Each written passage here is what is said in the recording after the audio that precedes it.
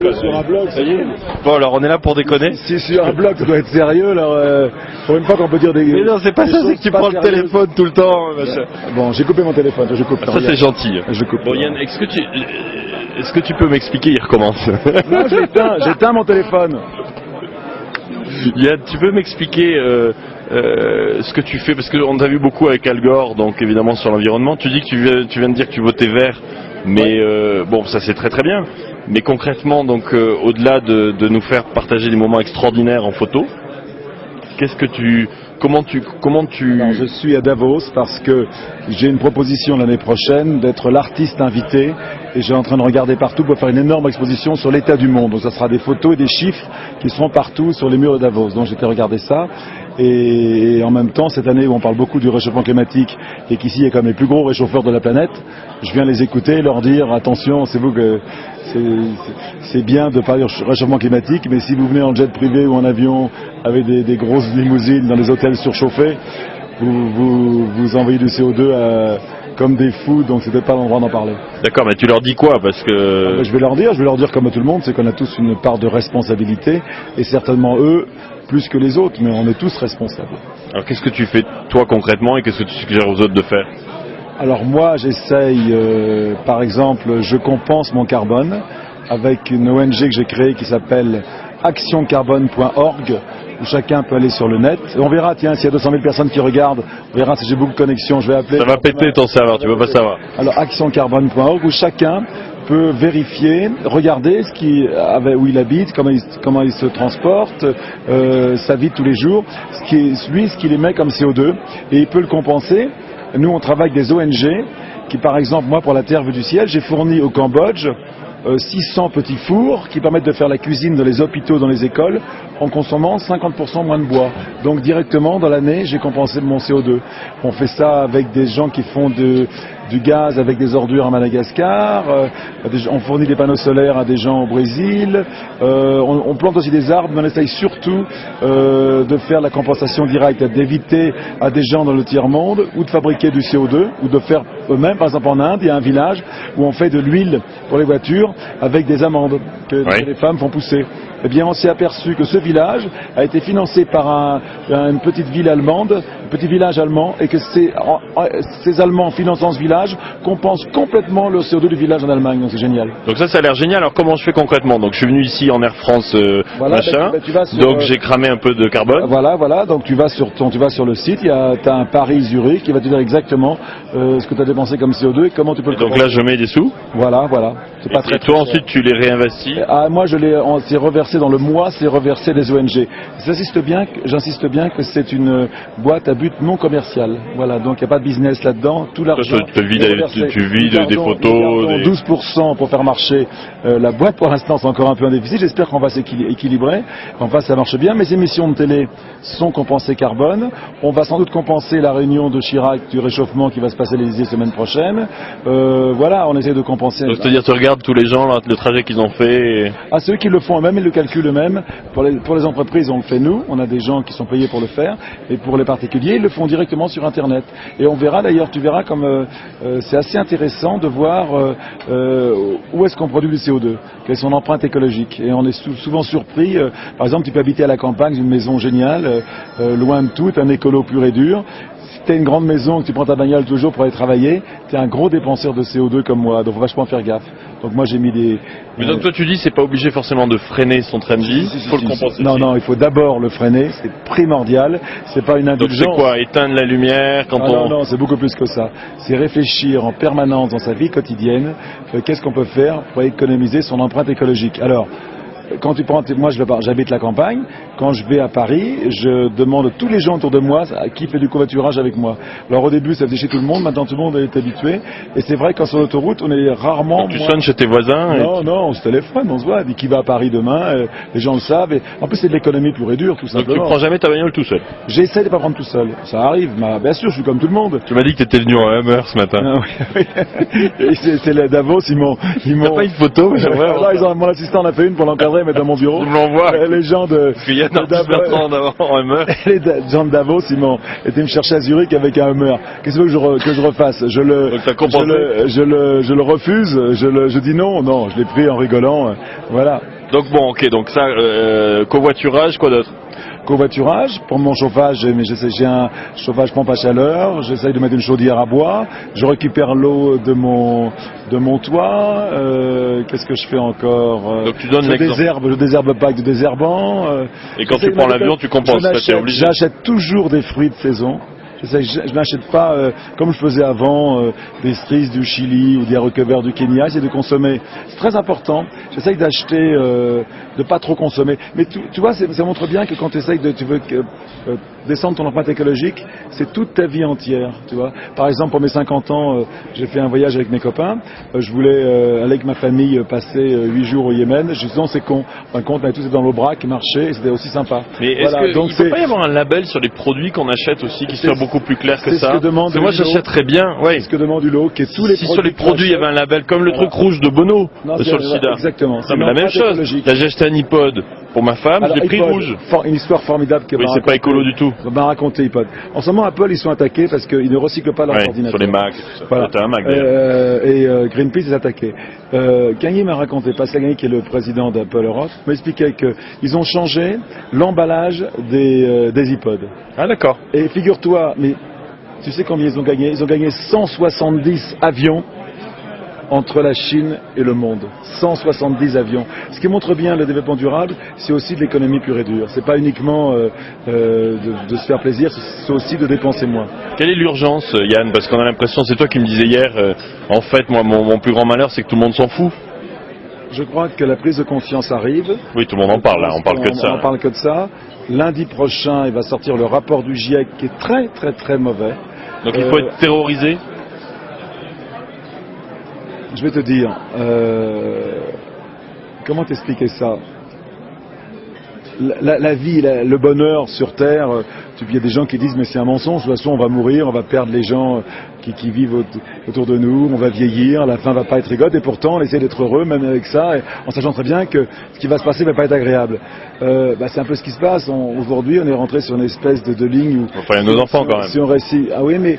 Si tu fais pas attention, oui, mais tu sais, tout le monde dit les enfants, mais en fin de compte, tout le monde continue à vivre de la même façon. Le problème, ce qui est très intéressant, c'est qu'aujourd'hui, on n'a jamais si bien vécu. On n'a jamais vécu si vieux. Je parle du monde occidental, bien sûr, hein, ceux qui ont un poids sur la planète. Les autres n'ont aucun poids, les pauvres. Malheureusement, la Terre peut continuer à tourner et c'est pas eux qui vont détruire le climat. C'est nous, c'est les riches. T'as 1 milliard de gens, 1,5 milliard maintenant, qui n'ont jamais si bien vécu. Souvent, on vit dans un pays de démocratie, la santé gratuite, les études gratuites, on vit beaucoup plus vieux, les femmes ont la parole, on va dire, c'est un monde presque idéal. En même temps, le ciel est toujours aussi bleu. On dit qu'il y a du CO2, mais la mer qu'on vide de ces poissons qu'on empoisonne, tu vas au bord des plages, c'est toujours la même. L'agriculture, c'est toujours la même chose. Tu prends de l'eau, on sait qu'on va manquer d'eau aujourd'hui, mais on en a toujours. Donc en fin de compte, on te dit attention, il va se passer quelque chose, mais il y a une contradiction, parce que ça n'a jamais été aussi bien, aussi agréable. Ouais. Tu vas aux Seychelles passer une semaine, c'est génial, quoi. Chose que ne faisaient pas tes parents. Nos parents ne voyageaient pas comme ça. Aujourd'hui, il y a une espèce d'accélération de la consommation inouïe. Et on consomme et on consomme. Et c'est justement cette empreinte écologique qu'on a, qui est supérieure à ce que nous, on peut produire, ce qu'on prend, on prend partout, qui fait que la Terre ne peut pas le supporter. On dépense plus d'eau que ça arrive dans les nappes phréatiques. On dépense. Le pétrole va disparaître complètement, c'est 50 ans le pétrole. Voilà. Même bien avant ça. Bien avant 50 ans. Bien plus CO2 que l'atmosphère, pas de truc. Bon, je sais pas, on pêche plus de poissons qui se reproduisent, donc plus d'arbres que ça repousse. Voilà, mais ça, donc pour toi, la prise de conscience, c'est suffisant en fait. Quelle est la part du... Moi, je pense qu'aujourd'hui, malheureusement, je pense qu'il va y avoir une prise de conscience, qu'on va ralentir le truc. Un jour, ça va nous tomber dessus. Et ce jour-là, on ne pourra plus rien faire. Et donc là, on changera notre façon de vivre. Mais ce qui va arriver, on ne pourra plus jamais le changer, en tout cas d'une vie d'homme. Aujourd'hui, on est en train de fabriquer le climat de dans 10 ans. Donc tu dis on s'en fout trop et ce qu'on va faire va laisser une marque qui ne sera pas rattrapable. Ah mais c'est évident. C'est déjà le cas d'ailleurs. Tu sais, quand tu commences à lire des bouquins de scientifiques, et puis c'est pas un scientifique, le GIEC c'est 2000 scientifiques dans le monde, donc c'est pas... Et alors les scientifiques, si tu veux, avec leur histoire de douter toujours des chiffres, de dire on est sûr qu'il y a 99%, on ne peut pas l'affirmer, ça nourrit beaucoup le scepticisme de beaucoup de gens, et ça nourrit des gens comme ExxonMobil, des gens qui sont là, qui ont même fait des pubs télé en disant que le CO2 était bon pour la vie, et c'est vrai, le CO2 c'est grâce à ça qu'on vit, hein, c'est grâce à ça qu'il y a la vie sur Terre. Quand tu commences à t'intéresser à ça, et je recommande 3 livres à tous les 200 000 personnes qui me regardent. Arrête, voilà. S'il y en a bien 250 000. Par mois, unique, oui. Alors, Effondrement de Damon, un livre extraordinaire qui explique comment les civilisations disparaissent ou survivent. L'île de Pâques, les Mayas, c'est formidable. Quand les rivières vont disparaître, un livre formidable chez Kalman Levy. Les Faiseurs des pluies, qui est un livre très simple qui explique le changement climatique chez Oléis d'Ormesson. Quand tu as ces 3 livres-là, tu lis attentivement, ça te fout un peu les jetons. Voilà, parce que tu t'aperçois qu'on est parti dans un espèce de truc qu'on ne peut pas arrêter. Je vois pas. La Chine ouvre une centrale à charbon par semaine. Ils sont en train de faire 20 centrales nucléaires. Et quelle est la prise de conscience là-bas ? Ces 20 centrales nucléaires ne fourniront que 5% de leur courant électrique. Donc ça veut dire qu'on est en train de surconsommer. Et en plus, comme nous, on est l'exemple de ces gens-là. Si nous, on ne change pas, ben voilà. Donc tu dis ça va se faire plutôt au niveau local, pays par pays ? Parce que je me demande... Il ne faut pas chercher trop aux hommes politiques, demander aux hommes politiques à ton voisin de changer si toi tu ne changes pas. Il y a Gandhi a dit une phrase magnifique, si tu veux le changement, sois toi-même le changement. Et je pense qu'il a raison complètement. Comment tu vois la France dans tout ça, puis même globalement ?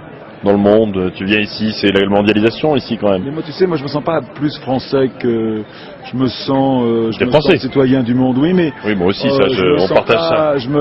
Vu du ciel, il n'y a pas de frontières. Je vois la France comme un pays qui est très très en retard et comme un pays complètement coincé entre 2 idéologies de droite et de gauche qui se ressemblent en fin de compte sur le fond, mais avec des gens qui n'arrivent pas à travailler ensemble. Et aujourd'hui, devant les problèmes économiques qui vont se poser à la France et devant les problèmes écologiques, il faut que c'est un peu comme devant une guerre, il faut qu'on soit tous ensemble, qu'on ait tous les intelligences ensemble, et ils en sont complètement incapables. Ça c'est un peu utopique, non ? Et ton copain Sarko, oui, mais on est aussi général, hein, là, mais je pense que heureusement qu'il y a des gens utopiques. Je crois que c'est les gens utopiques qui vont changer le monde. J'en suis persuadé. Non, moi aussi, mais tu es plutôt négatif sur la position de la France. Tu fais partie de ces gens qui sont les déclinologues, comme on dit. Parce qu'en France, on est un pays qui est englué dans un système avec des droits acquis qu'on ne veut pas changer. Je ne te parlerai pas des retraites de la SNCF, de l'éducation nationale. Donc les politiques ne changeront rien, c'est ça ce que tu dis ? Je pense que le pouvoir est dans la rue, et c'est donc aux gens de la rue de se prendre en charge et de comprendre qu'aujourd'hui, on doit changer notre façon de vivre et de réfléchir d'une façon... Tu sais, je regardais dans le bouquin, je ne sais plus dans quel bouquin l'autre jour, que sur les retraites, que dans 20 ans, il faudra que les gens travaillent jusqu'à 75 ans. S'il faut payer les retraites jusqu'à 75 ans, donc ça va marcher. Il faut bien et dès qu'on essaye d'une réforme minuscule de ce côté-là, tu vois bien, tout le monde descend dans la rue. Donc quoi faire ? Voilà. Bon, je n'ai pas la solution, mais je pense que le bon sens devrait arriver. C'est pas très motivant. Enfin, tu vois ce que je veux dire ? C'est un peu les politiques changeront rien. En gros, c'est la situation en France, c'est pas très bonne. C'est ça ce que tu dis ? Je ne suis pas très optimiste sur l'économie française, ou du moins sur parce qu'aujourd'hui, on est un pays extrêmement coincé. Parce que je le vois bien, simplement au niveau écologique, qui me passionne. L'économie, je connais pas bien, mais je le vois les grandes lignes. Tu as un business, il y a un Arthus Bertrand quand même. Non, il y a un business Arthus Bertrand, c'est ce qu'on me dit souvent, mais tu sais, moi, chez moi, j'ai 25 personnes, les 3/4 travaillent pour une association d'un but non lucratif. J'ai vendu 3 millions de livres, je gagne très bien ma vie, je fais de la télévision, j'aille bien ma vie, ça va. Félicitations, je fais partie de ceux qui ont envie de pousser le succès, donc moi, j'ai pas besoin d'avoir une deuxième voiture, une deuxième maison, ça va. Non, mais moi, je voulais te féliciter sur ce succès-là, je voulais pas te... Non, mais il n'y a pas de problème. Et moi, j'ai une relation très difficile avec l'argent. J'ai l'impression parce que par défaut tu as cru que je t'agressais, pas du tout. C'est vrai, j'ai une relation. Au contraire, tu sais comme aux États-Unis, tu réussis, félicitations, c'est génial. Ouais, mais bon. Tu redistribues. Regarde Larry Page et Sergey Brin de Google. Ils ont réussi, ils pèsent des milliards et aujourd'hui ils s'occupent. Non mais aujourd'hui ils s'occupent ils ont recruté Larry Brilliant qui est quelqu'un qui a fait énormément pour les épidémies. Ils ont créé Google.org. Ils s'occupent de la grippe aviaire. Ils font énormément de choses. C'est ça qui est bien, justement, c'est réussir. T'as Richard Branson qui envoie les mecs dans l'espace. T'as Gates qui balance 800 millions sur la tuberculose. Parce que je pense donc que on est quand même dans réussir sa vie professionnelle, c'est facile, et réussir sa vie d'homme, c'est beaucoup plus difficile. Ah, c'est quoi pour toi réussir sa vie d'homme? Élevons-nous un peu. C'est un espèce de Graal impossible à atteindre et qu'on doit essayer d'atteindre. C'est-à-dire qu'est-ce qui te rend heureux? Que ta vie. Ah non, c'est pas ça. Ah. C'est que être heureux, c'est autre chose. C'est peut-être. C'est pas l'argent, je suis d'accord. C'est le fait de donner du sens à ta vie. Tu sais pourquoi tu travailles. Tu essaies de bien le faire. Donc toi, ton sens, on le comprend un peu, mais si tu le décris toi-même, ça donne quoi? Ouais, c'est de me servir de tout ce que je suis grâce à mon travail pour promouvoir, expliquer quel développement durable. Donc c'est d'envoyer les posters dans les écoles, donc c'est Action Carbone, donc c'est l'opération 6 milliards d'autres où j'ai des gens qui interrogent les gens dans le monde entier avec des interviews. On verra ça bientôt, on peut le voir sur le site d'Apple ou un petit peu sur mon site, il y a une carte de vœux. C'est un très gros projet, c'est faire un site internet sur l'état du monde, c'est essayer au maximum d'informer les gens sur ce qui se passe aujourd'hui.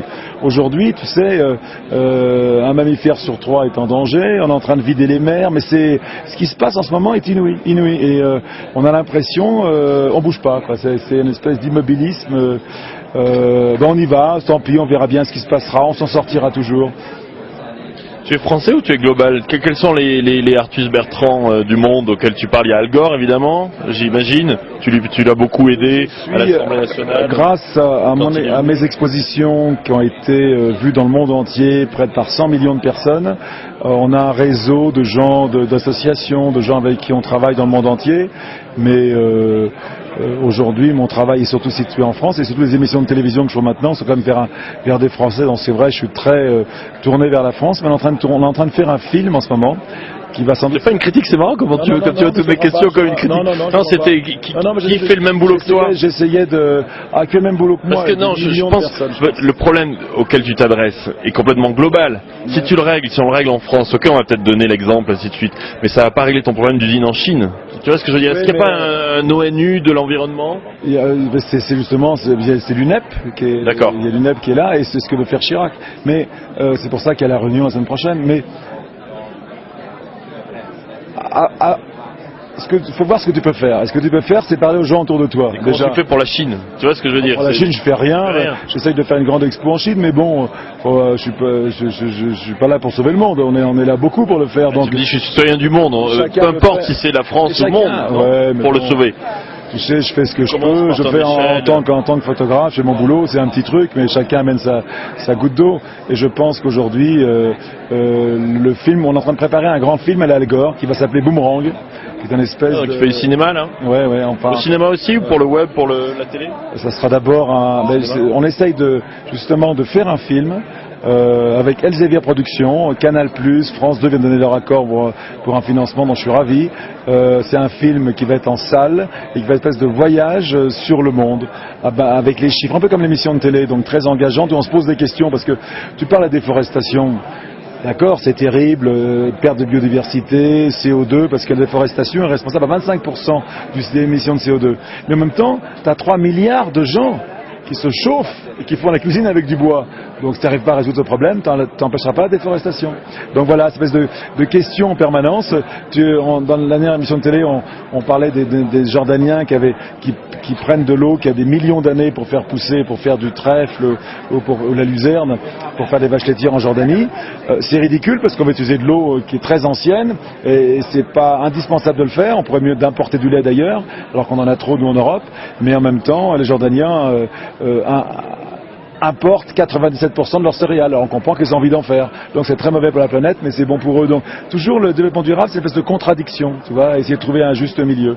Voilà, et le film qu'on est en train de faire, on essaie de trouver un financement tout à fait différent, afin que le film ait énormément de gratuité. Al Gore, par exemple, quand il vient parler dans une entreprise, il prend $270 000, plus 3 billets de première classe. Ben moi j'aimerais que ce film... Qu'est-ce qu'il fait de ça? Ah bah, il a se met dans l'association une d'information. fondation, il travaille, je sais pas, mais c'est à l'américaine. Moi, j'aimerais que ça soit un film. Moi, je ferais la voix en France et que ce film, dans tous les pays, soit porté par un écolo local qui le fait à sa sauce, qui va le porter beaucoup mieux que moi. Parce que si Al Gore le fait aux États-Unis, DiCaprio ou des gens que ça intéresse, l'écologie intéresse, ils seront bien meilleurs que moi pour le faire. Voilà. Donc l'idée, c'est un film partagé et que j'aimerais beaucoup qu'il soit sur le net. Très vite, écoute, si je peux t'aider, non, t'as pas besoin de moi pour ça, mais en tout cas sur tout ce que tu fais. Voilà, donc on essaye de monter, parce que quand tu fais des films comme ça, qui sont des films actifs d'activistes, des films engagés, c'est pas fait pour faire du fric, c'est fait pour envoyer la bonne parole, tu sais, donc voilà, il y a un côté quand même utile dans ce qu'on fait, et tu peux pas faire du business, je pense, avec ce genre de travail, c'est difficile, ça marche pas, tu peux pas demander aux gens d'être généreux, parce que le développement durable, c'est souvent de la générosité, et toi, te remplir les poches avec. Il y a quand même l'entrepreneur derrière. Oui, donc tu as réglé ton problème personnel, si j'ose dire, et puis maintenant tu te consacres à l'environnement. J'ai gagné assez d'argent pour vivre. Donc mais est-ce qu'il n'y a pas un... Je reviens là-dessus, mais... Entrepreneur, c'est de... Oui. Mais mais sur l'environnement, est-ce qu'il n'y a pas justement un rôle du business et des entreprises? Énorme. D'ailleurs, c'est ce qui se passe ici. On s'aperçoit qu'aujourd'hui, les Américains sont vachement intéressés parce qu'ils s'aperçoivent qu'on peut faire énormément d'argent avec les panneaux solaires. Ça, c'est une manière de résoudre le problème qui est plus... Dans mon émission de télé, on essaye d'emmener Delanoë à San Francisco au mois de mars pour lui montrer tout ce qu'on fait aux États-Unis.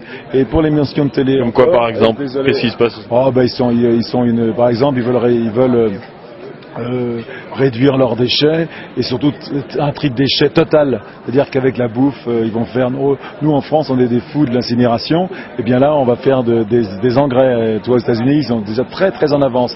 Et aujourd'hui, San Francisco, déjà que 70% des déchets sont recyclés, ce qui est énorme. Et ils veulent arriver à 100%. Toutes les voitures de la mairie marchent au biocarburant ou sont électriques. Voilà, donc c'est Schwarzenegger qui nous donne des leçons là. Non, c'est pas Schwarzenegger est arrivé plus tard, San Francisco bien avant. Ouais. Mais tu sais, je pense que je pense que même Bush va se retourner complètement et que les Américains vont aller beaucoup plus vite que nous et seront des exemples pour nous dans le business sur l'écologie. Pour l'émission de télé, Jay-Z a encore d'en parler, mais non, on a construit... Il y a encore des gens qui regardent la télé. Hein. On a construit pas les mêmes en général, mais... On a construit une maison zéro énergie. C'est-à-dire qu'on a construit une maison qui n'a pas de chauffage. D'accord. Alors cette petite maison, on l'a fait avec une boîte de maisons individuelles très connue qui vend des maisons pas chères du tout. C'est des maisons à 100 000 €, maison qui fait 110 mètres carrés. Et la maison est chauffée par tout ce qui est à la base, elle est très très isolée, et tout par les gens qui vivent à l'intérieur et tous les appareils, ordinateurs, frigidaires, qui font de la chaleur. Et comme elle est très isolée, ça chauffe la maison. Et en même temps, on a construit un puits canadien, c'est-à-dire que l'air de la maison passe sous le sol, il est réchauffé par le sol parce que la température est toujours la même.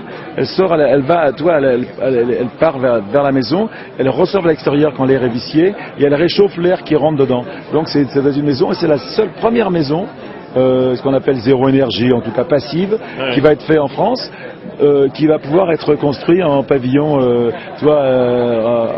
à beaucoup d'unités. Donc je suis très fier d'avoir lancé l'idée et en fin de compte on a réussi à la faire en 6 mois, donc je suis ravi. Bravo, il faut que ce soit repris par les industriels. Et là il y a du gros business. Oui, c'est ça. On s'aperçoit qu'en France, si toutes les maisons doivent être isolées et mises aux normes, il y a un énorme... Ça coûte pas plus cher, si? Voilà. Ça coûte beaucoup plus cher. À la maison, je crois, elle est 10%, une maison standard. Elle est 10% plus chère qu'une autre, mais quand tu penses qu'elle n'a pas de chauffage...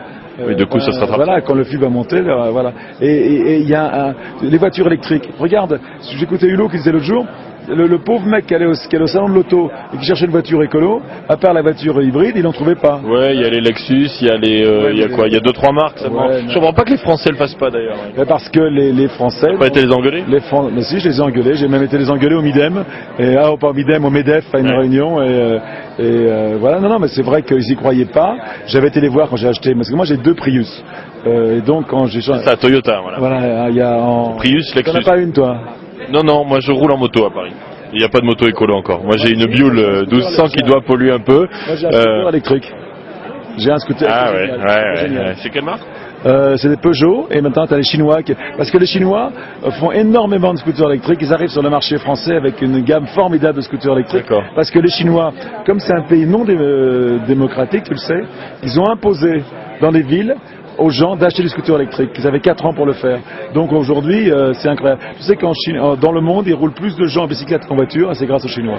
Bon, bah écoute, on va te redemander l'adresse du site, Yann, pour aller compenser son carbone. Alors, il faut aller sur le site yannarthusbertrand.org ou alors tu vas sur le goodplanet.org et si tu veux y aller directement, tu vas sur actioncarbone.org. Très bien, Action Carbone, et là, donc vous raquez et vous compensez au moins les dégâts qu'on a fait, c'est ça? Au moins, Déjà, au moins. Si on a envie d'aller en vacances aux Seychelles et qu'on se pose des questions, on va pouvoir le faire. D'ailleurs, on est en train de Mais ça travailler... coûte combien? Si le voyage, un aller-retour aux Seychelles, tu prends cet exemple? J'en sais rien, je sais pas. m'en souviens plus. Bon, bah on va aller voir. Mais, je vais aller tester. Et on est en train de travailler avec Air France, de mettre Je vais compenser mon Davos. sur le internet Air France, justement, un petit compteur où les gens pourront eux-mêmes calculer et payer une partie. Je pense qu'Air France en paiera aussi une partie. Voilà, on travaille dessus. J'aimerais bien que ça se fasse. Parce qu'Air France est assez au courant. Spinetta est assez conscient des problèmes parce qu'il faut savoir que les compagnies aériennes ne sont pas dans Kyoto.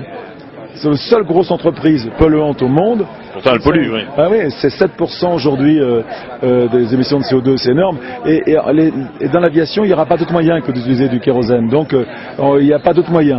Donc, il faudra bien qu'ils trouvent une solution. Voilà. Bon, merci beaucoup, Yann. Salut. Ciao.